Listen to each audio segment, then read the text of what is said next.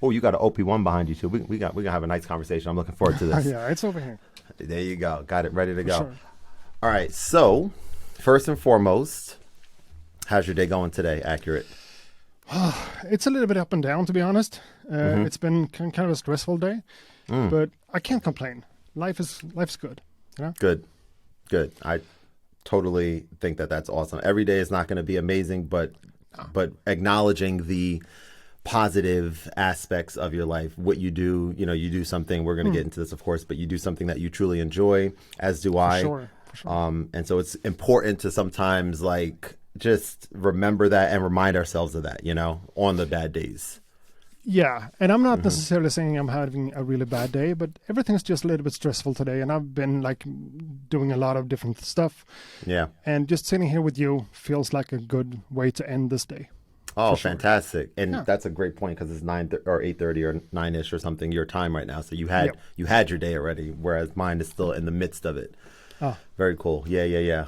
Well, so check this out. So first question I want to ask you that I love asking all my guests, and it's just been a nice thing to kind of get to know them a little bit.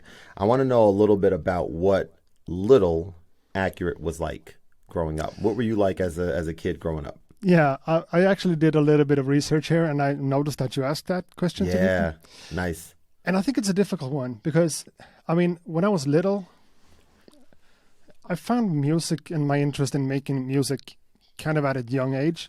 But as a person, when I was young, I grew up in this house that I've just taken over back again. And here my mom had this daycare thing at home. People in Sweden had that 30 years ago or whatever. So there was kind of a collective, but kind of not, just a lot of kids during the days. So this was kind of a daycare, but also a home. Yeah. And I think that kind of taught me to be kind of generous and kind more than anything else. So that's the main thing I think about when you ask that question. Being kind and friendly and generous. That was my main thing. Because, my toys and stuff that I have in my room had to be everyone's. Yeah. So a major part of that upbringing, that unique upbringing kind of instilled that in you, because that was regular for you to be interacting with a lot of kids your age on a regular basis growing up. Yeah, and some kids a little bit older, some kids a little bit younger, and we had to share everything. That was just the way things were. And I just taught that from a young age, that we're supposed to teach from each other. We're supposed to share stuff with each other and, solidarity and all that stuff. Yeah. So that's probably a part of who I am and how I grew up. Very cool. Dude, I'd be remiss if I didn't even just say how exciting this is to be, not to say, oh, you're a celebrity, because you're not a celebrity, neither am I. We're all people. But it's very exciting to have this platform and to be able to connect with people the way that I've been doing it. People like yourself, and we're going to talk about this very interesting thing in just a second about your channel. But the fact is that I've been watching your channel for a while, and I know you through your channel, but having a chance to talk to you and every other creator that I've spoken to up to this point, it's just something that I'm just getting more and more clarity on. This is and should be a major part of my offering, because like you said about being kind and generous, one of the biggest things for me in my life is making a positive impact and seeing people smile and being myself and all those types of things. And I've learned over the years that I love connecting with people. And so to have a platform to be able to do this with people like yourself across the globe, where we can now have a talk that, I don't know about you, but I don't have a lot. I'm starting to get more, but I don't have a lot of friends that I've, especially ones I've grown up with, that could talk this talk. They don't know this world, what I'm saying? And so to have a chance to talk to people like you, it's just gratitude. So I definitely appreciate you taking the time out. And I'm glad to hear what you said too about having this to end your day. That means a lot. Yeah, I think what you're doing here is kind of a beautiful thing, and more people should do it, me included. Sharing the platform with people and sharing conversations like this is a beautiful thing. And I think it's really cool that we're able to do this. I'm in Sweden. I don't even know where you are, but I'm guessing somewhere in the US. Yeah, New Jersey. Yeah, and just that thing is kind of cool to me, that we have stuff in common, obviously, like music and videos and whatever. And, you know, that's the same thing for me. I live in a small town in Sweden. No one here cares about what I do. I don't have that in common with a lot of people. Yeah. So, yeah, I couldn't agree more. I think it's really cool. Definitely can relate. And I'm really glad to be here. This has been in the works for months by now. And, you know, that's my bad to a big extent. But here we are, and I'm glad to be here. Yeah. I'm so glad that I hit you up, and that was such a quick turnaround, dude. You were just like, yeah, I'm down, let's do it. I'm like, oh, all right, let's do it, let's go. I'm ready now, you're ready, like, let's make it happen. Yeah, but we talked about this months ago, and I don't know what happened. I guess it was my bad, but yeah. No, all good. We're here now, and I think we're both equally as excited, I guess we could say, to summarize this intro. So let me kind of put you on the spot here in a good way. I'm curious to know, if I say to you, you know, I found out about your channel a very specific way, and I want to know if you could just take a guess or two about, and it's not a oh, you follow music stuff and you search. It's nothing like that, or actually kind of is a little bit, but it's not that vague. It's not that vague. It's a little bit more like you were. I'll pause. I'm saying too much, but how do you think I discovered your channel? I would like to hope that it's because of something that it's probably not, but I would have to say OP1, probably. Great guess. I was curious. You want to know what it was? I was curious about, because I mean, that's a hard question. How the heck are you going to answer that question? And of course you don't know, right? Of course not, right? No. I mean, that's a good guess, actually, because I do a ton. My OP1's over there, but yeah, obviously do a ton of stuff with TE. But you know what it was? It was at a time, maybe about a year-ish or 2 years ago, something like that. And I was kind of in, be careful with how I say it. So not comparison mode, but I was in the mode of researching other people doing similar things that I'm doing on YouTube, and hopefully discovering new people's channels, right? To be able to see what they're doing and kind of just doing a little studying, like kind of how can I level up? Like, let me see what else is out there. And when I Googled that exact thing, first I put up something like, you know, best music YouTube channels or something like that. Then you get like a 30 list of like Ariana Grande and Vivo and like these other artists and stuff. I'm like, that's not what I'm talking about. Okay. Yeah. You know, I'm talking about something a little more specific. So I had to be a little bit more nuanced. And I said something like best YouTube or, you know, music content creator YouTubers or something like that. And dude, I don't know if you know this or not. I'm curious to know if you know that you're featured on a very prominent website. Or do you know about this? Depending on what you're talking about, no. Yeah, I don't think so. You're right under Andrew Wong on DJ Mag, I think it's called. Has an article about the top 10 or 20 or whatever music channels to follow on YouTube. Many of which I've recognized channels, some of which I didn't at the time. And that's how I found your channel. And, you know, they had very nice things to say about you. So I was like, I think that's incredible to be featured like that. I think that's awesome. But maybe you weren't as aware about it? No, there's something called Music Radar that does these lists. I know about them. Yep. Yeah, I've been on that one too. Okay. Yeah, but that's more like a marketing scheme, I think. Not a scheme, but a marketing thing. But what you're talking about now, I would have never guessed that. I don't even know what that list might be. Wow. But it's cool to be featured. Absolutely. I appreciate it. Sure. Absolutely. Yeah. I mean, if it's going to bring people who are like me searching for this type of thing and it has an aggregate list, like, you know, bring it on kind of thing. So that's really cool. Yeah, and again, I would never been able to guess that. But cool. Yeah, exactly. You didn't even know you were there. So how could you? How could you possibly? Yeah.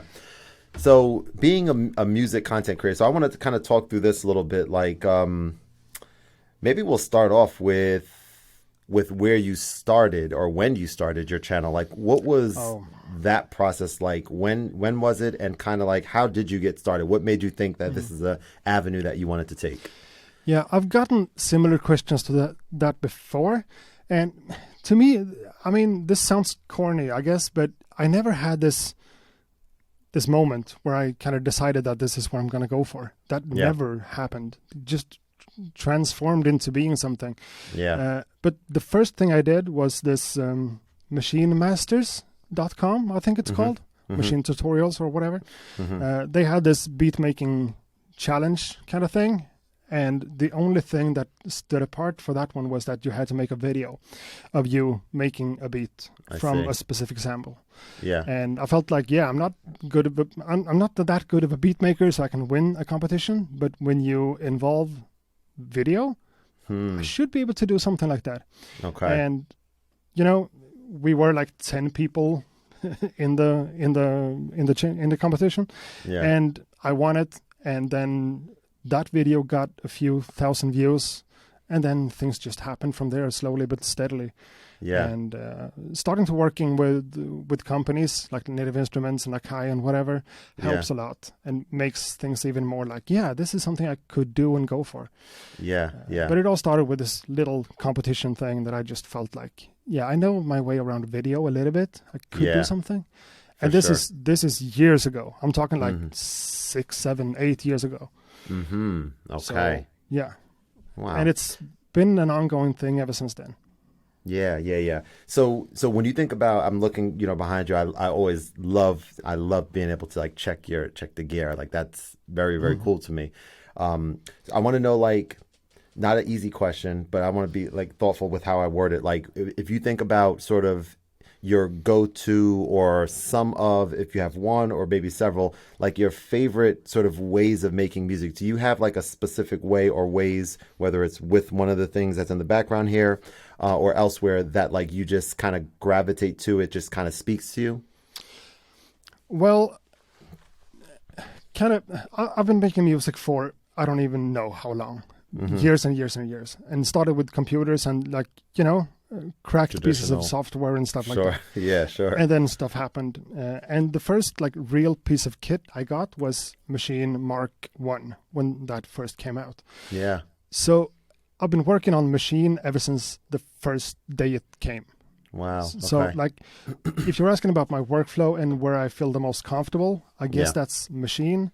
But nowadays it's leaning towards the MPCs a little bit more, like the MPC-1 and the MPC-X, because I'm really heavy into sample-based hip-hop beats. That's what I do. So I use a lot of synths and stuff too, drum machines and whatnot.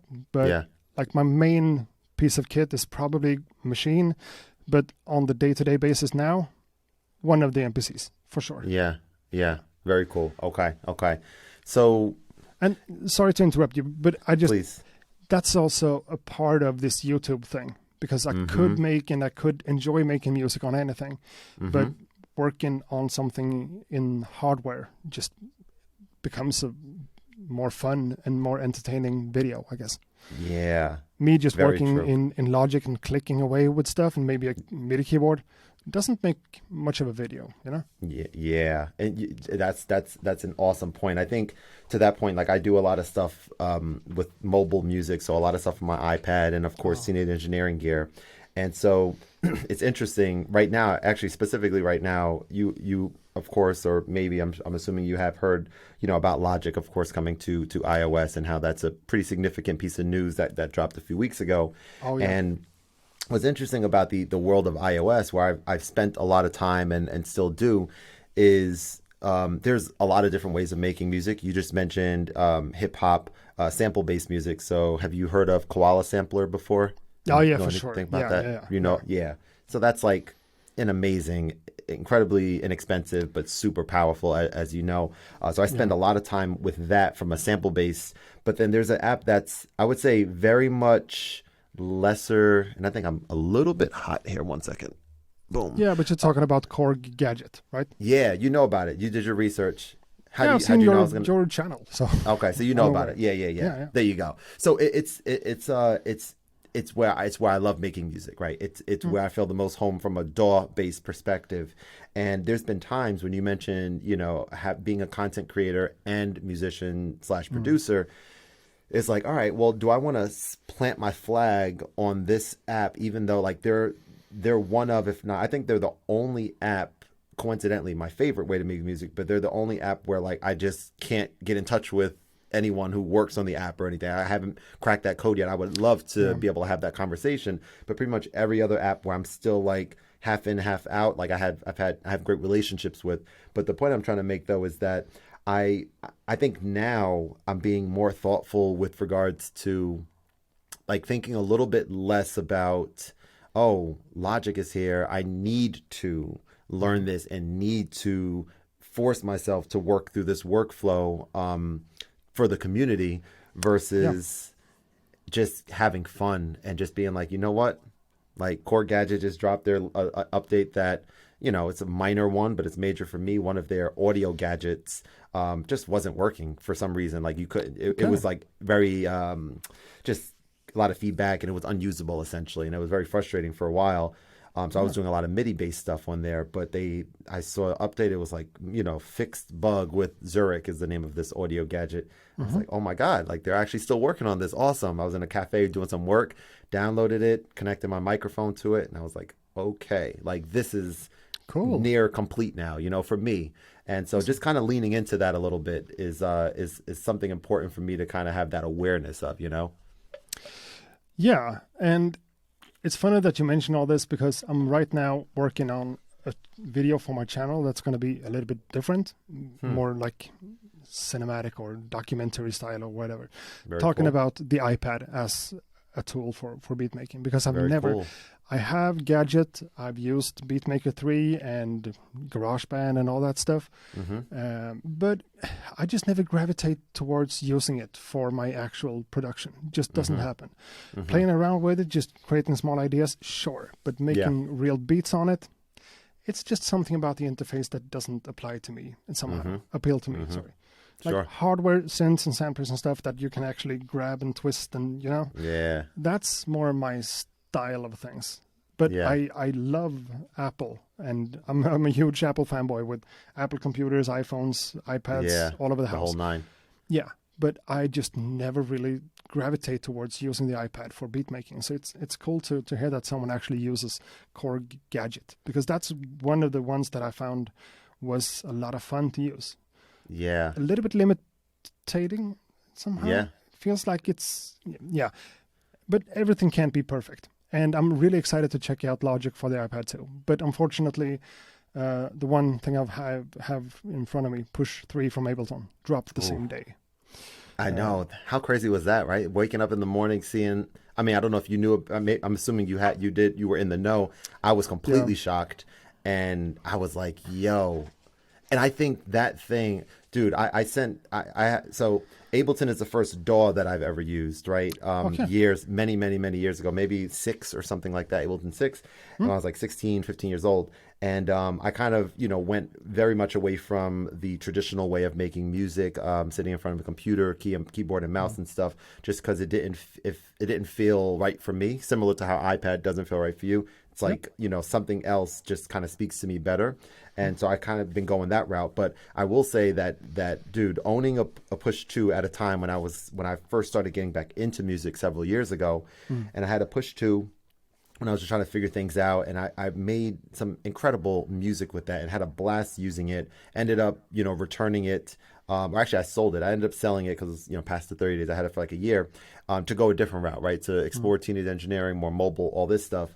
Yeah. But I always said, like, dude, when they come out, or if they come out with a standalone version of Push, I'd be all on board for it. So you better believe, like, I spent like maybe 2 hours crafting like an email, and this could be a much down the road thing. I found out through the grapevine that it's very what's the word, like supply chain type things right now. They don't have like a lot of them for everyone and stuff, but I just crafted an email just basically expressing what I just shared with you about like how much I loved and how like a vision in my head. I go to these cafes and do live streams and do production like out in the public, and I just love doing that so much. So like a vision that I have is doing that exact thing, as I do on my teenage engineering equipment, but doing that on a Push 3 at some point. So that's like sense. Down the road kind of thing. But tell me, have you started using it a little bit? Tell me about your experience like so far. Yeah, full transparency. Ableton got in touch with me for a sponsored video on this one. I'm totally new to everything that has to do with Ableton Live. I haven't used it kind of at all. Okay. Gotcha. And I got this one, and a little bit of a crash course into how it worked with a guy. Naturally. And I've made a video on it, talking about the main features a little bit, and then just making it a beat with it. Yeah. And it's cool. I like it a lot. It has its ups and downs. like everything else does. Yep. And for Ableton Live users, Push 3 is gonna be amazing for everyone, for sure. It's not really what I tend to work on because I have background in Native Instruments machine and, you know, MPCs for sure. And also the Roland SP404 and Teenage Engineering stuff and everything. You know, So I have much. a lot of stuff. Yep. Yes. And that's a part of doing this YouTube kind of thing, that sometimes people ask you to do something and they pay you for a sponsored video and then you have to get to know the thing. Yeah. And that's what I had to do with Push 3 and I love it so far. It's also a loan unit, so it's not mine to keep. Yeah. I'm going to keep it around for a couple of weeks and work a little bit more on it. But, you know, when it comes to creating content, videos, and music, learning a new platform that's an investment, you know? It is. It very much, especially if you want to do a good job on it, right? And not sort of half ASS it, you know, type thing. So I don't know why. I mean, I guess I don't curse on the platform. I mean, I have before, but I don't know why. In that particular case, I felt like spelling it. Yeah, that's also okay. Yeah, right. But it's a great device, and I think we're reaching a point now where like home studio or beat making gear or whatever you want to call it comes to a limit where it kind of doesn't evolve much. This one has MP, and that's new, and that's cool. Yeah. Yep. But many of the features in this one, even they are awesome and great, but they're not. All of them aren't unique in its own right, because the MPC can do like 95% of it, and maybe more of something else. And you know, we're not seeing that much new stuff really happening. Yeah. And I mean, sure, the iPad can change a lot of that because the interface is totally different. But I'm excited about Push 3, and I'm not saying that it's not unique because it really is. But a part of me that makes a lot of videos about all this stuff, I start thinking about what will the next step be? Yeah. We've seen 16 pads, 64 pads, MP pads. What's new? Who's going to invent FM synthesis, but another version of it? You know, what's coming for real? That's just stuff you're thinking of. Yeah, of course. I'm a nerd, so that's what I do. Yeah. Interesting, man. When it comes to that perspective, I think that's what's fascinating, is to be able to have conversations like that. I've been kind of thinking through the lens of, yes, what you just described. There's so many different ways of making music, and how do I know what the right way is for us until we've actually experienced it? You can't.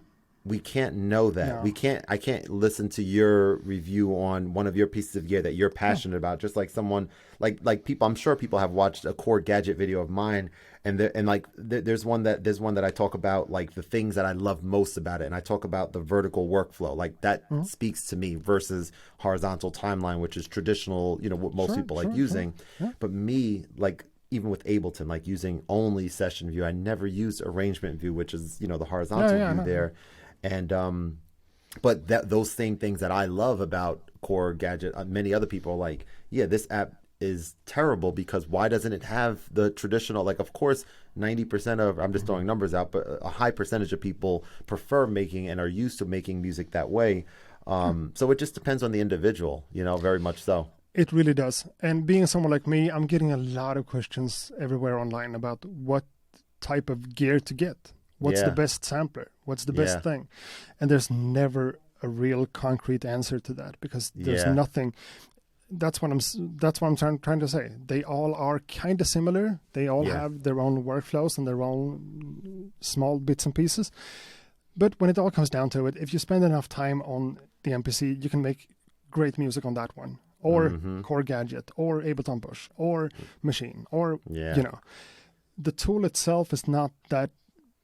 You know, of course it's special and it's unique and it's cool, but the music comes from you. So learning the tool is one thing, but I mean, even if you can give me an iPad, you can give me like a paintbrush, I can't paint. I can't draw stuff. I'm not that person. So that's not even you. No, So no matter what type of tool you give me, I'm not going to be able to do it well because the tool is just a tool, nothing more. You know? That's so true. Yeah, and I think it's cool. I think one of the benefits about doing this job or whatever is that I get the opportunity to try new things. Yeah, which you enjoy. And the more tools I have, the more stuff I can do. Yeah. You know what, man? So this is where it's at.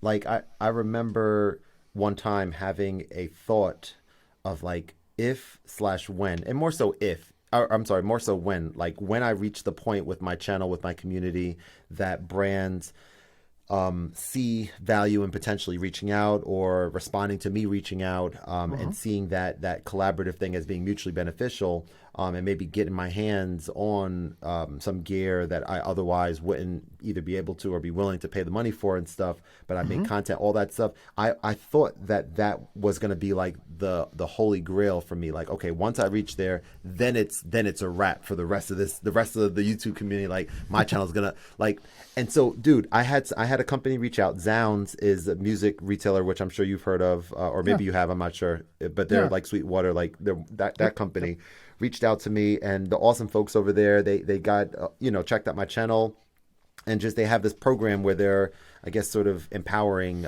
creators that they really vibe with and stuff to be able to. It's kind of like with Ableton, like loaner equipment, try it out, use it as long as you want, et cetera, et cetera. And when I first got that opportunity, I was, of course, so excited, and I still am so excited. Yeah. But what happened pretty immediately was like, I need to calm it down a little bit. I need to not be like, let me get that. And that's what I did the first. I was like, oh, I can get an Ableton Push too now at the time. Oh, cause I mentioned loving that. Oh, I can get a really nice sounding mic, which hopefully is not still too. I think I see green over there, so I think that's good. I think it was a little hot earlier, but I can get the Neumann U87 mic. I can do this, and so like I went, and I okayed it with I was like, how many, like what's a reasonable amount? So they said just whatever you want, kind of thing. I was like, all right, well, let's try these out, right? Cool. It's incredible, and I'm so appreciative of it. But I realized pretty quickly that, all right, let me calm down in the sense of there was no contract about things I needed to do, about you have to do this, it was just kind of just like, here you go kind of thing. But I felt a little bit overwhelmed, basically, like having so much stuff. And even though I didn't need to make videos on anything unless if I wanted to, I felt, sort of compelled. Like I want to bring something to the table here to make sure to show appreciation to the community, to my community about Zounds, hooking me up and stuff. Sure. Now I'm in a much better place. Now I'm like, I have what I need, what I'm enjoying using and stuff. But I say all that to say, like I'm sure, like you mentioned, no piece of equipment is perfect. So there's been times where I would say that, when this DAW or when this piece of equipment gets this, then it's going to be perfect. It's going to be the one thing that's missing, but never, right? It's like, no. You kind of work within the limitations. You mentioned Chord Gadget earlier too. Like the fact that it is very simple and not that in depth. When I started using Logic for a few minutes the other day, I was like, I don't even think that's an over the top in depth platform, but I just using it, I was like, okay, I'm a little confused naturally because I never used Logic before even, so I don't really know what I'm doing. I wasn't like having fun, so I was like, I'm not gonna go. I want to make music now, so I went right back to Gadget. Eventually, I'll revisit Logic, I guess, but it's. I'm curious to know what you're gonna be able to share about it when you make that cinematic video. That sounds awesome. Yeah, I'm mostly going to complain about the iPad just being a flat surface because, but sure. It is what it is. But sure. I think it's cool. We also have to consider that there are more people in the world, like people who haven't made music at all before, and they're getting introduced to something like Logic on the iPad, and it just makes music making so much easier. And just lowers the threshold. And that goes for Chord Gadget too. You can probably give that to my 10-year-old daughter and she's able to do something. She wouldn't be able to do much on like an FM synth, for instance. So I guess that's also a cool thing. That's one of the things I feel a little bit anxious about sometimes when people ask me I want to get into making music. What should I get? Yeah. And I can't recommend you to buy anything for like $2,000. That doesn't make sense. Maybe you won't like this kind of hobby. Maybe you're not going to be talented or have the patience to learn stuff. Yeah. that also needs to be taken into consideration, because this is maybe not for everyone, or maybe it is, or it could be, depending on what you do. You know, true. That's definitely a part of it. And doing what I do, like, I made a video on Arturia's Mini Freak, forgot the name of it, and like, that's one of the synths I could use a lot for my beats. But what do I want to share about that piece of gear to my audience? That's a different thing entirely. Like, getting a synth and just starting using it, that's one thing. But doing some kind of content or video on it, that's something else. Even though there's not a contract or like a signed deal that I have to, you know, I still kind of feel, I have this new thing and people want to know about it. And I happen to have a channel where people might go to learn stuff. What's the contract between me and my audience, you know? Yeah. Unwritten contract, right? Yeah, that's also something to take into consideration. Like, who are you and what's your platform and why do you do what you do? And who's going to be interested in that? All valid questions and important questions to remind yourself that it's important to think about. Definitely. So, like from a content making perspective, as a YouTuber, I want to know a little bit about your process in terms of, are you the guy that has specific video shooting days and very super structured, or are you kind of like, I feel like filming this type of thing right now, I'm going to go ahead and film this, like kind of just a little bit more free flowing?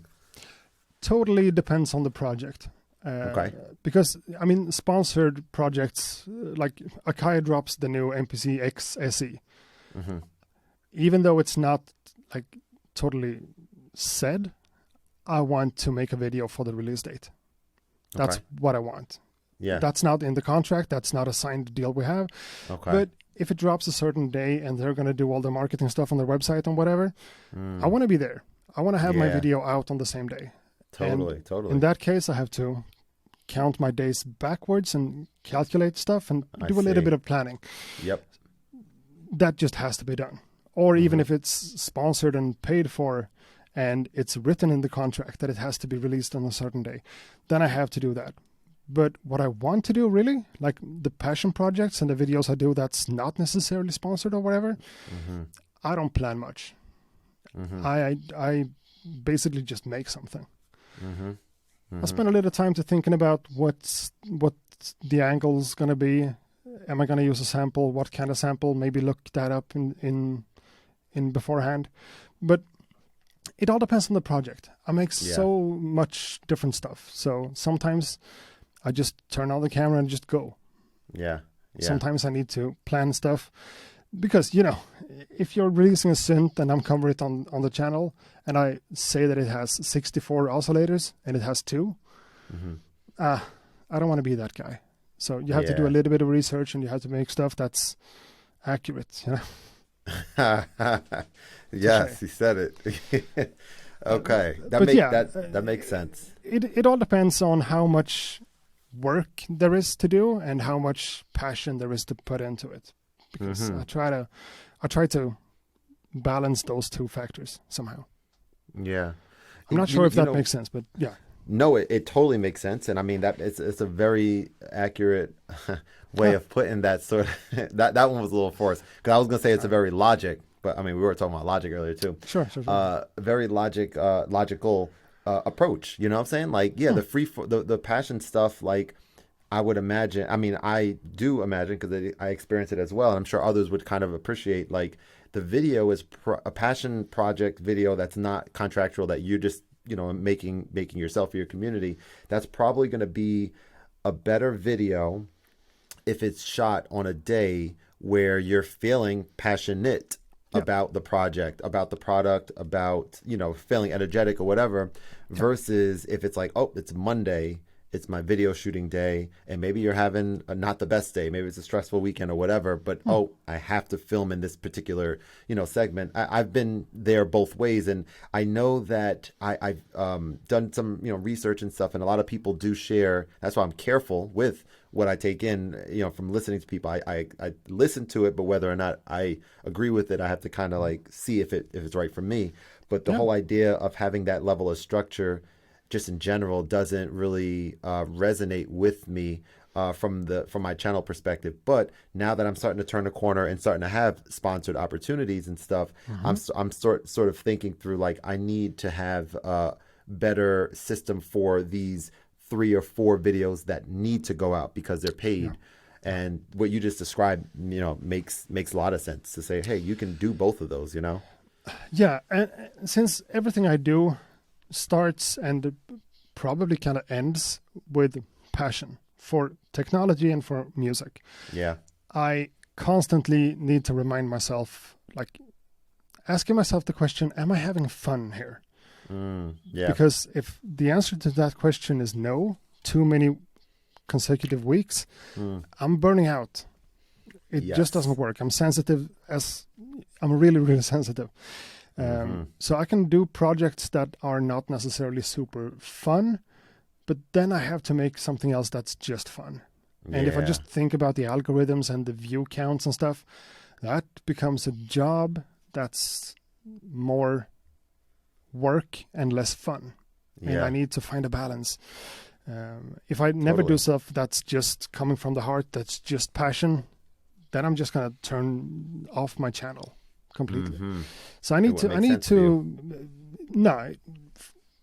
and I earn a little bit of money from this thing, but it's not my full-time job. So I still have a part-time job and I do this part-time. So my Mondays and Tuesdays are my YouTube days.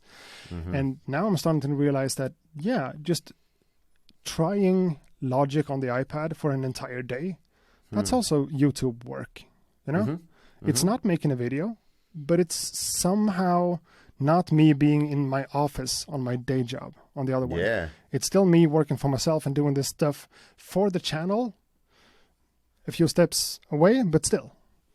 And be comfortable there and know that, I'm spending the time on the project to do research or to learn stuff, to prepare something, to check my audio levels or learn more about color editing.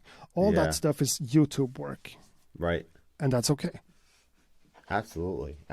So let me ask this, like, Patreon. You, of course, heard of it. You know about Patreon. Do you have a Patreon?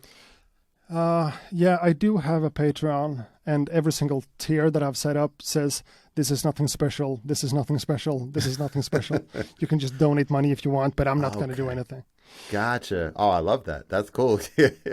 I guess it sucks, really. And I don't have a lot of Patrons, and I haven't really put in the time. If I wanted to, I could maybe do something cool out of that, but I just haven't found my way to do it. Just feels awkward somehow. Yeah. I could see that. I have a tutoring business, or I tutor math. My main source of income, right, is a business that I started. I have an engineering background, worked in corporate 12 years. I'm just saying it fast because others have heard it a lot on the channel, I'm sure. Okay. But 12 years at Verizon, and then became a middle school math teacher, and then left that to start my business and be a full-time content creator. And I love teaching. I love educating, connecting with people, as I mentioned earlier. And so I've looked at Patreon the past several months because I started one. I wanted to teach other musicians how to, I wanted to teach them what I know about music theory and chord progressions, like how to play your own chords in a song versus going and buying a chord pack or something, right? And because you're the Khordmaster, right? Precisely. There we go. Khordmaster. There we go. Yeah. And bro, I love doing that so much. It's just fun. I love teaching. We meet up every Sunday night at 8:00 Eastern, and for an hour on Zoom, and I teach them, how to play this chord progression from this popular song, and then you could take it and make it your own, slow down the BPM, change the key, all that kind of stuff. So it's a ton of fun.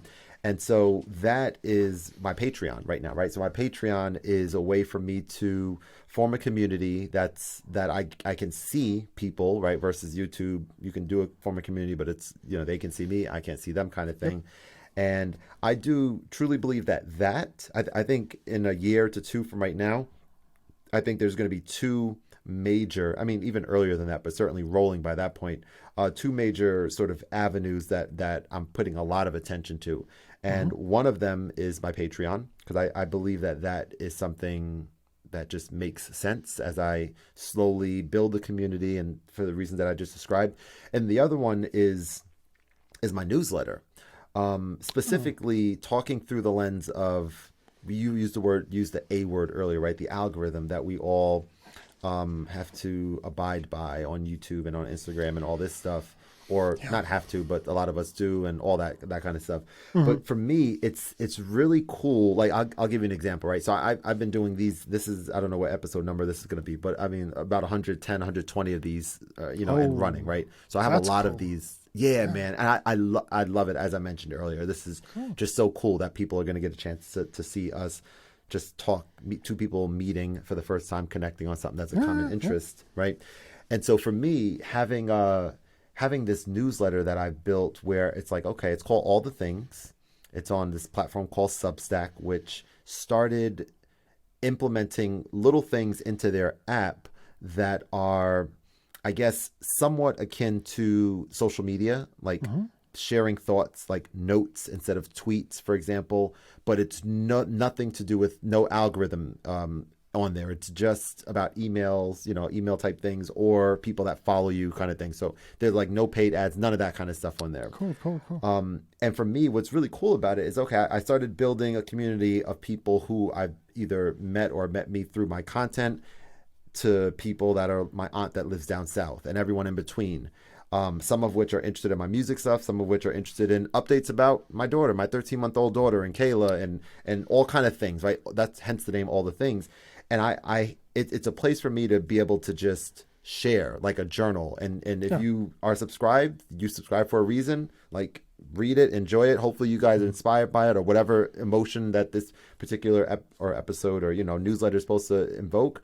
But I just love the fact that there's episodes like this that I've done, or interviews like this, conversations from a year ago, or maybe even 2 years ago, and they were really good. And I'm like, oh, today I just want to, in a newsletter, I just want to talk about this conversation I had with so-and-so from 2 years ago. And people then watch it. My dad, hey, I saw the interview. I thought it was really good. Give me some feedback, all that kind of stuff. And it's like, that wouldn't have happened. Like, I'm not necessarily, I mean, I guess I could reshare it on social and stuff, but that's old. So maybe it's not as enticing for it to be on social media. If it's an older thing, maybe not. No, I don't know. Yeah, who knows, right? But those are the two areas, accurate. Like, I'm really excited about what that could mean for my content. Obviously, still share stuff on social, and obviously YouTube and stuff as well. But like, having these other things be a catalyst to like build a tighter community, and yeah, it's going well so far for sure. That's cool to hear. Because like the past few years, I guess, I've been thinking a lot about these things myself, because I'm noticing that the algorithm becomes more important than I kind of want it to be. Because when I started, it felt like people subscribed to my channel and they watched every single video because they subscribed, and you're watching the channels that you subscribe. Yep. Now you're getting fed with videos left and right, and I'm just one of them. Yep. And it feels like having a little bit of a closer relationship to the people actually watching you, and maybe some kind of a dialogue more than just a monologue. Feels like a cool thing. And I have this Discord channel, Discord server, with a couple of hundred people. And I want that to become something that stands in its own right, without me having to be in it necessarily. I could be there and participate, of course, but it's not going to be about me or be about my channel, but just a place for like-minded people to talk amongst themselves about stuff.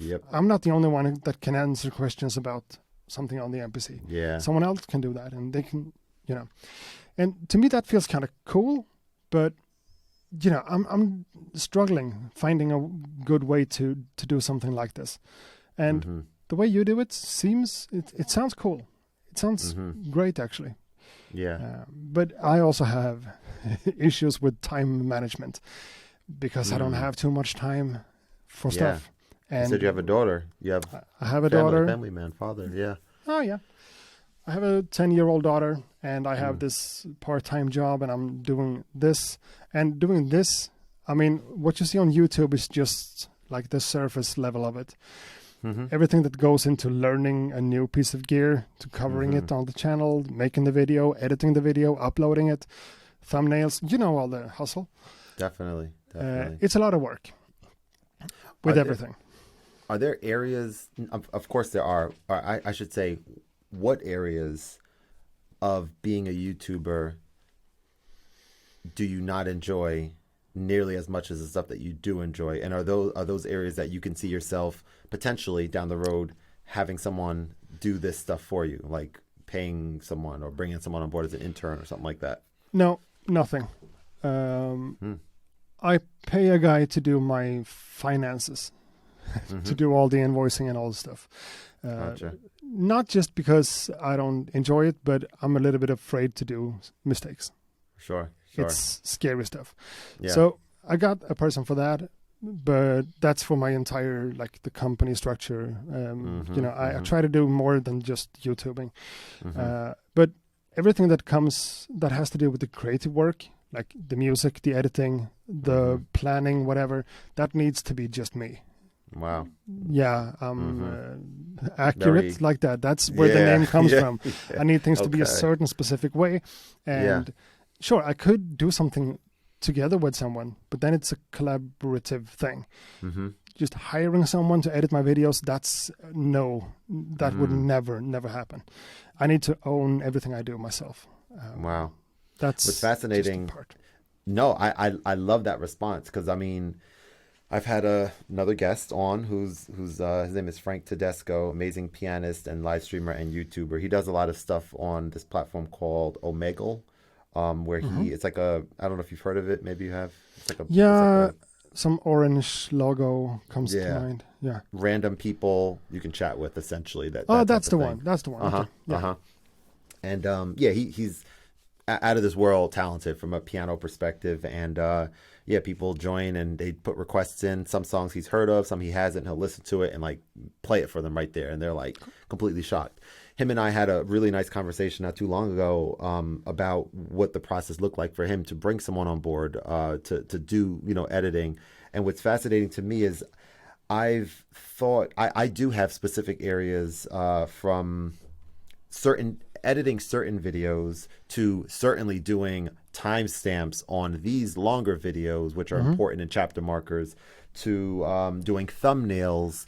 There's certain areas that I don't really enjoy that much, right? And so I've thought about, and I still am thinking about, what that would look like for me to get help on certain areas very strategically. But what's interesting about it, as I'm learning, because I'm kind of I have someone, for example, right now helping out with the timestamps, because he's a friend of mine that I've met online. He's actually one of my patrons, and he listens to these episodes anyway. And so he was like, oh, absolutely. I'll drop a comment underneath. So he's doing that for me now, which is an immense amount of help, because I don't want to listen to my own episode again. And it's very, and to me, just having someone else do it kind of makes sense. So that's working out really well. But what's interesting, though, is the moment, and I wonder if this is what's going on in your mind, why you sort of definitively have that. I mean, you already kind of answered it, but you have that sort of stance with everything on your channel. It's your channel, therefore you want to be the one that's kind of handling what's conveyed to your audience. And I think what was the point I was going to make with regards to that? Yes, having someone on brings potentially some benefits if they do a good job and stuff, but it also, now you're managing stuff a little bit now, right? And so there's another element to this that you have to be aware that, okay, you're not editing anymore, but you're, managing the person that's editing, and there's that still takes time. You're not getting time back necessarily right away. Sure. And I don't want to be the boss of anyone in any situation ever, even if it's just the smallest thing. Wow. If I had someone that helped me out with anything I do, that would have to be on a friendly type of basis. Yeah. Sure, I buy you a beer next time on the pub, but you do this for me. That's fine. But anything else than that, no. I'm really struggling hard with everything that makes this feel like a job, because I don't want it to feel like a job. Even if this becomes my full-time job, because maybe it will, who knows? I don't want it to feel like a job. I want it to feel like a passion. Because again, I'm sensitive like that. I want things to be a certain way. I want things to feel good. Even if I might have a sponsored video with a deadline, I'm planning the project ahead for my own sake, to kind of keep my headspace in the right place, because that's important. I want to be able to do this for a long time. And sure, I could go crazy and think more about video titles and thumbnails and tighter editing and make everything better. But if that makes it less fun or less free or more forced, I'm not touching that. Yeah. Just for my own mental health or whatever. Definitely. I need things to be my way, and it's not always the best way, but it's my way. You know what's great about that? It's important to have that intentionality, and what's important for all of us as content creators, specifically, not even specifically on YouTube, just content creators in general, whatever our platform of choice is like, okay, if I am putting time into YouTube, because I have a similar stance as you, where it's like sometimes, you know what, let me do a good job on the thumbnail, but I'm not enjoying doing these fine tuning and outlining myself to make it look, the thick white outlines or pop, all these things. I'm like, I can't be bothered, right? Yeah. Same with titles are a little easier now because we have this thing called ChatGPT, which some of you may have heard of, that can help out. You're saying no to it. I want your opinion in a second because it's fascinating to have conversations about it. But I wanted to basically make the point of, like, if we're sort of planting our flag in the YouTube space, then we have to be, and you clearly are the way you just said it, right? We have to be okay with the true fact of, we can have I believe it to be true because people say it online, it's the specialists and experts say, but we can have an amazing YouTube video with a terrible or not good thumbnail and not good title. And I believe that it could greatly impact how the video does, just in terms of it not being what YouTube wants it to be, which is a little bit troubling, right? Because, like, okay, we have to find that balance, and it's not always easy to say, I'm not going to do the things that on this platform that the platform clearly values, but for, like you said, for your mental health and for your sense of clarity and what you enjoy, it's important to be aligned with that as well, as you just described. Yeah, and to me, it comes down to integrity so much. Like, my creative integrity for everything I do needs to be rock solid. That's way more important than the actual quality of whatever I do. Okay. Yeah. It's kind of a weird way to think about it, but that's my stance, and that's what I'm going to die on that hill. If I make a video where stuff might be out of focus, if I want to fix it because I want to fix it because it bugs me somehow, then it's on the top of the priority list. But if it's not in focus and it needs to be in focus to be professional, that doesn't mean anything to me. Yeah, not that important. If that's the case, I'm just going to leave it out of focus or out of pitch. My last video on Push 3 had this huge noise floor all over my mic on the camera. And I kind of just made a mistake. I kind of deactivated my noise reduction thing out of, mistake, just a flaw. And people noticed in the comment section, and I got a little bit, I should fix that. It doesn't sound as good as it should, and maybe people click off the video. And as soon as that thought hit me, I realized, that's why I'm not going to fix it. Yeah. That's the reason. I like it. Because if that was the case, I would have to take the video down, re-edit it, and fix it in post, and then upload it again.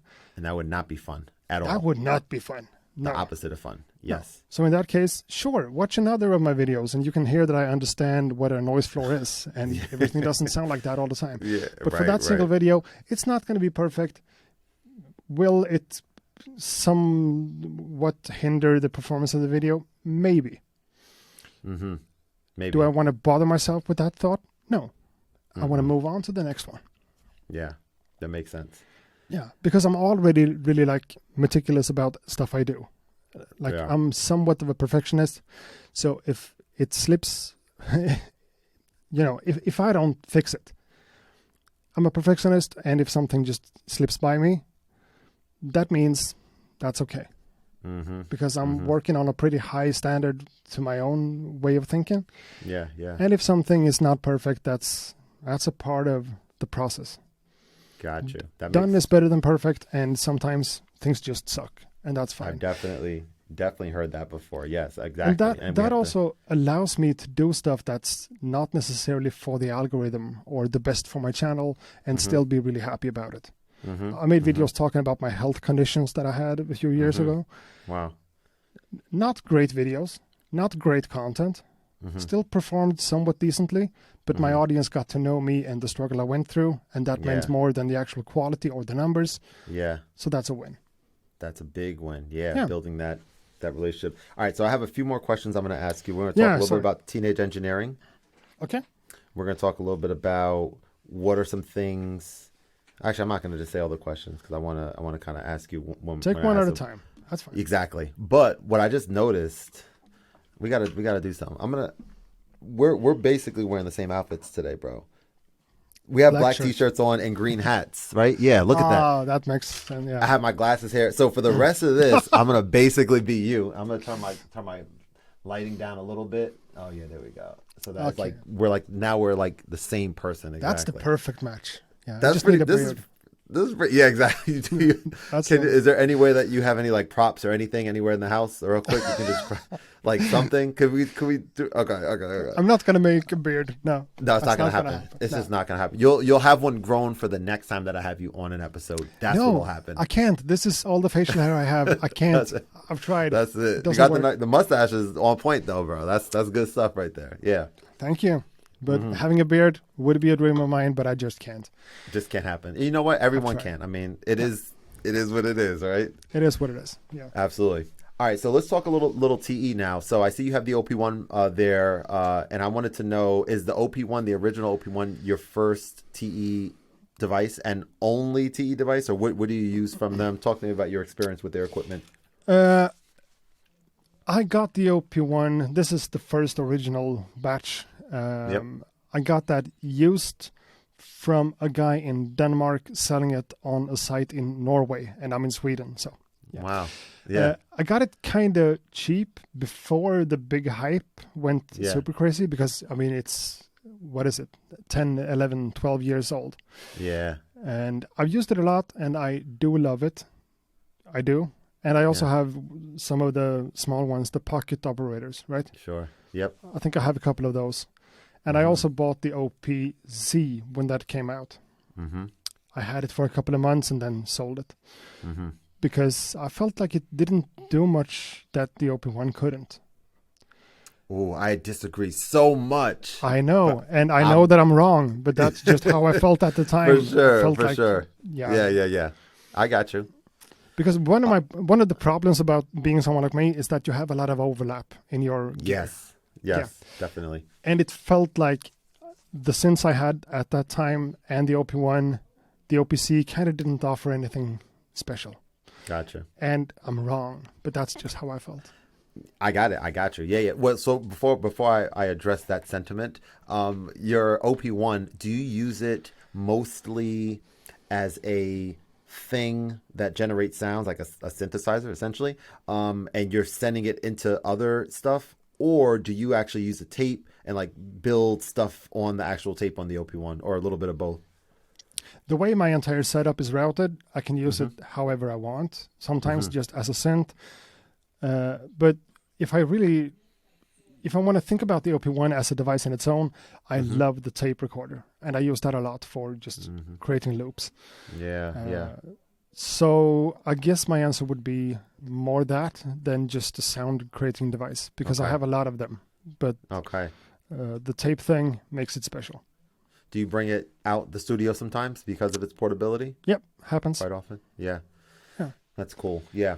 I'm still, because I grew up, making music on things like that, like a keyboard that you could make, sounds on, but also you could record. I'm pointing to the thing to your, I guess, right.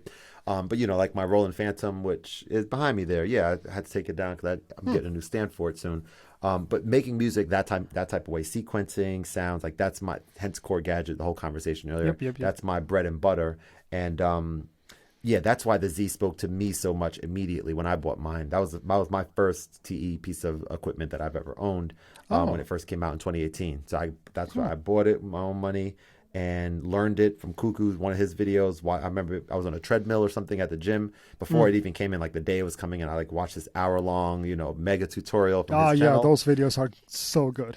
They're so good. Even the little timer on the side where it's like countdown. I'm like, yeah, that's really cool. That's a great idea, Every time someone comments on one of my videos, they're like, wow. Like, not all my videos have this, but some of them, when I film it at my other studio, I have the mirror because I'm like, he has a mirror on his videos, and I'm like, that's fantastic. That's a genius. So I started using them in some of mine, and people are like, yo, that's a genius idea. That's a great idea. And I like, not even all the time, but most of the time, I'm like, not me. Like, it is a great idea. You're so right. But no, go check out my guy Cuckoo. Yeah.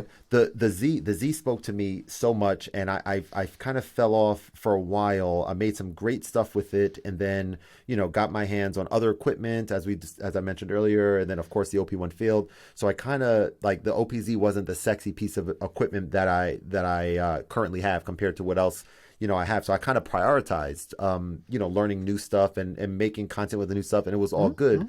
But recently, dude, went back to the Z and just been like having it in my bag and then going like using it at cafes and stuff, but also before I go to bed on my nice chair in my bedroom, like 25 minutes, just like making something there with just the headphones, no live stream, no content, no nothing, just like making the music. Yeah. And I don't even have enough, maybe in the next conversation we do, because we're actually at an hour now, so we'll go a little bit past, but I don't even have enough time to talk through like what makes it so perfect not perfect, I'm sorry, that's not the right word, but just what makes it so unique and special to me. But I know it so well, love it so much. I'm still wrapping my brain around the OP1 Field, which I use as well, but I've yet to make something from scratch on there that I'm like, oh, this sounds dope. Like the way that I use it is outlandish. I do line in or USB audio, and I like record songs that I like listening to, like oldies or rap or whatever, to tape. And then I like loop my favorite parts of it and just experience, maybe pitch it, maybe add effects to it, and just kind of experience music that I like listening to the regular way, but experience it differently through the OP1. It's very strange. Interesting. But that's how I use it right now, and it's cool. it's the most fun for me, Yeah, sure. But that's very cool that you also would enjoy and appreciate, and that you got a really good deal on your original. Yeah, and again, many years ago. Long time. Yeah, for sure. And I used the drum engine in it as like an old school type of sampler, and chop up samples and pitch them and stuff like that. Yeah. And that way it's really powerful for just being a sampler. Yeah. Despite all the cool like synth possibilities that it offers, just as a sampler, it's actually really good. And it's something special about the audio quality too. It sounds weird in a good way. Yeah, 1000%. Yeah, people have said that even about the original, even compared to the newer one, that it's a special sound. Yeah. Have you used any of the sequencers on the OP1, or do you use those at all regularly, like the Finger and Endless and all that stuff? Endless, yeah, a little bit sometimes for like arpeggio kind of stuff. Yeah. But the sequencers, they are a little bit stiff. I like to keep my drums a little bit loose and sloppy and whatever. Unquantized sound, that whole thing. Yeah. So the sequencers, not so much. Gotcha. That makes sense. All right. So I'm going to ask the last question about YouTube. I want to know on the platform of YouTube, from the way the algorithm works to having YouTube Shorts to live streaming to the fact that we can't DM people and have private conversations on there. We have to bring a private conversation from comments to like, hey, DM me on Instagram or whatever, to community posts with polls, to the fact that they're getting rid of stories now, which I never used. I don't think I was even eligible for them, but many people were. Like, what are things off the top of your head that you would like to see on your platform, on YouTube? Things that would make you enjoy using it more, and think will be beneficial as a whole for the community and everyone else who uses it. Yeah, I mean, with the risk of sounding like a really old school type of guy, if we could get rid of some of the pushed out content to people, I would love to see that. Just more emphasis on what channels do I actually subscribe to, and show me the videos from the channels that I subscribe to, because I watch a lot of YouTube too, and I subscribe to some channels, and all of a sudden I don't see their videos anymore because I'm getting fed with all the other stuff. And that way it becomes problematic for someone like me to build a sustainable community, because all of a sudden my videos doesn't show up in your feed, because that's just how it works by nature. And to me, that's a big mistake. I want it to be more of a closed kind of, and I realize that they don't want that from a financial or sponsored standpoint or whatever, but it makes building a community more difficult. I could live with having my DM conversations on Instagram or inviting people to Discord or whatever like that. But the fact that I create content for my audience, I have 100,000 subscribers by now, and I want those 100,000 people to at least know that I dropped a video. Have the choice to, I want to or I don't want to watch it. At least they don't have to watch it, but at least have the opportunity to. Because if they subscribe to 30 channels, which isn't unusual, and YouTube just decides that my videos aren't that important, I think that's wrong. I think the audience themselves can decide what they want or what they don't want to watch. You know, and the whole thing about going more like towards the TikTok-y kind of thing, I'm not a fan. I'm not. For my daughter who just can sit for like half an hour and just consume videos, sure, I see how that works and it keeps people interested in the platform.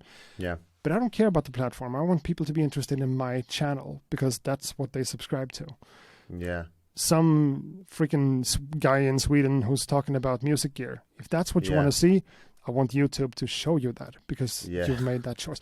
You know, kind of a rant about that, but it bugs me a little bit that I'm not able to reach my actual followers.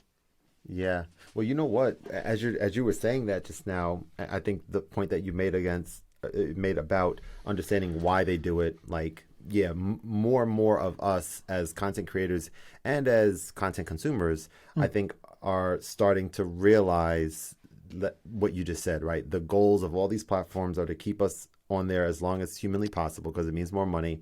And in order to do that, you know, their algorithm is smarter than, in their eyes, right? Their algorithm is smarter than we are. And it probably is true in terms of like giving us what we are just so enticed to click. And what's fascinating is, okay, on Instagram and YouTube, for example, right? Like Instagram, has a way to get a feed on your Instagram currently. Maybe many people don't even know this, but there's a way to get a chronological feed of all your subscribers. There's also a way to get a chronological feed of all your favorite subscribers that you've identified. But where is it at? Oh, you have to click on Instagram in the top left corner. You have to hit following or hit favorites, and then the feed changes miraculously into this new feed, right? Oh, this is what this person posted 30 seconds ago that's nowhere on my home feed because, you know, it's just didn't make it there or whatever. So that same thing is, as we know, on our mobile devices on the subscriptions tab on the bottom right. But I kid you not, I feel like, I don't know about you or other people watching who watch, you know, YouTube on their mobile, but like I'm starting to do it now because I'm aware that it's there. But prior to that, I never clicked that. It's right there, but I never click it. Maybe a way to default to that. Maybe I want that to be my default and home to. Of course, they're not going to do that. No, but it could be pushback. It's interesting that it could be that simple. Just you're opening the app and you're getting to subscribe your subscription page instead of the home whatever page. Right. It could be that simple, and it would probably make a big difference. You know, I think for us and for them, a negative difference for them. Them being like Google. YouTube, or Google, for sure. I So, think that would yeah. be bad for them, but it would probably benefit everyone else. Yeah, right. Which Exactly. The kinda- viewers and the creators. That's a good, yeah. definitely a good point. I And I definitely agree with mean, that. someone like me, I'm not chasing followers. I'm not chasing views. I just want my actual work to be seen by my actual followers. It's Yeah, that simple. not that much. Not that much that you're asking for when you think I about don't. it. I don't think so. Yeah, And I mean, the really negative side here is if I wasn't confident enough in my content and my channel and my whatever, then I would start looking at what I'm getting fed and create similar content to that. mm-hmm. And that to me is dangerous. Talking about I want to be in control of my own content. Yeah, Now we have But then- YouTube determining what's good and what's bad. And if I take that into consideration when I actually do stuff, that kills my entire creative flow in Yeah. every single way. And to me, that's just toxic, you know?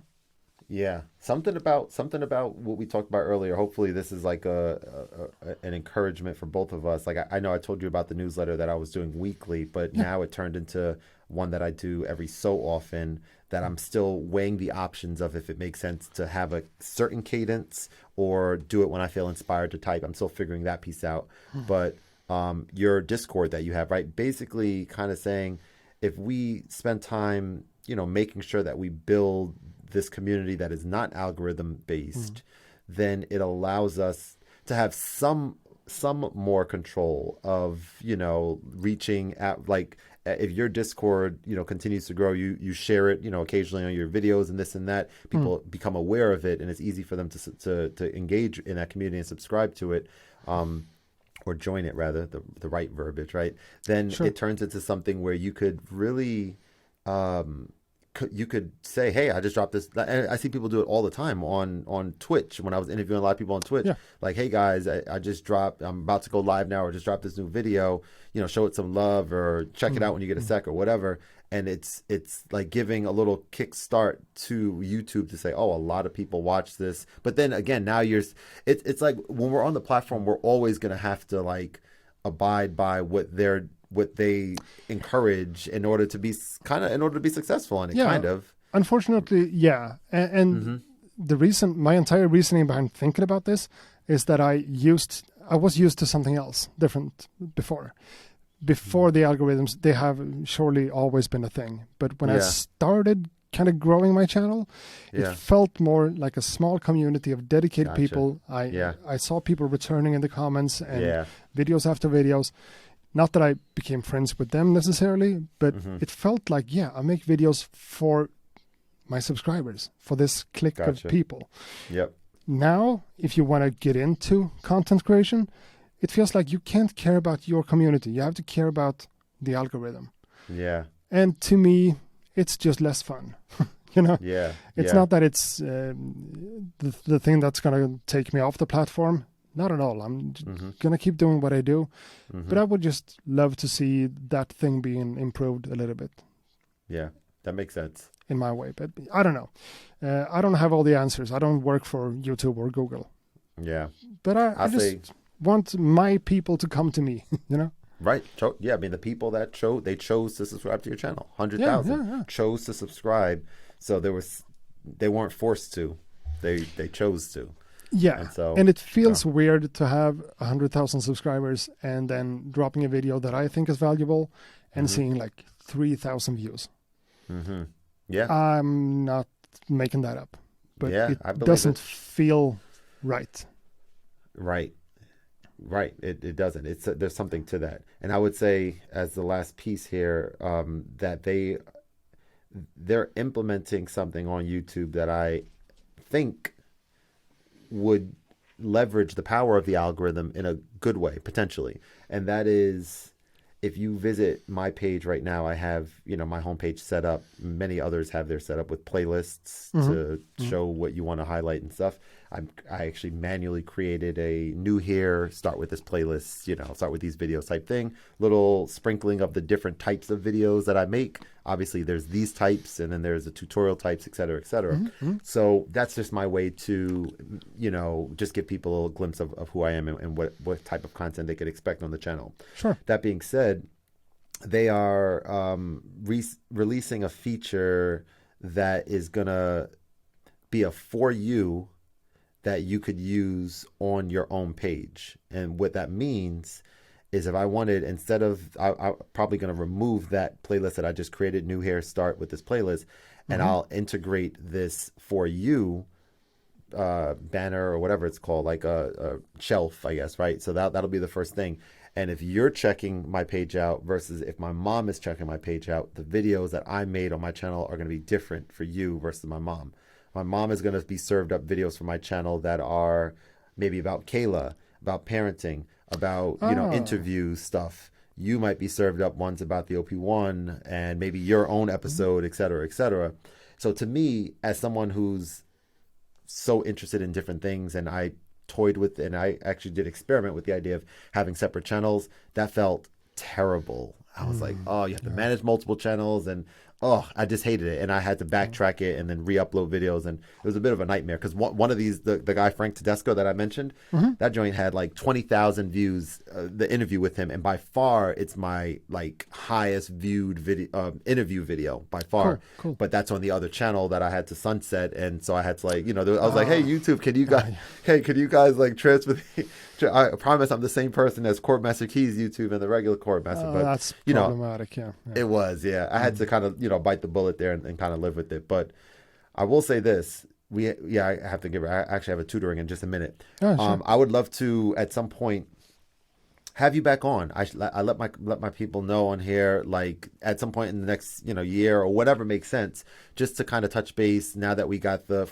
not even formalities, but now that we know each other, it's like cool. It's been cool for me to reach back out to people like a year later or 2 years later and stuff. But I would love to just make sure that invitation is extended. Thank you. I appreciate that. And I would love to come back for sure. Awesome. Thanks so much for your time, man. So much looking forward to sharing this with our respective communities, and hope you have a great rest of your evening. Yeah, and the same to you. And thanks a lot for having me here. Had an awesome time. You are a really nice person. Awesome. Thank you, man. Appreciate that. Thank you. Have a good one. And actually, so we're recording now, but one more question for you. What do I refer to you as? Accurate Beats? I like to think of Accurate as being my like artist name or whatever. So Accurate would be the one, but my real name is Andreas. Good deal. That works. Cool. Too.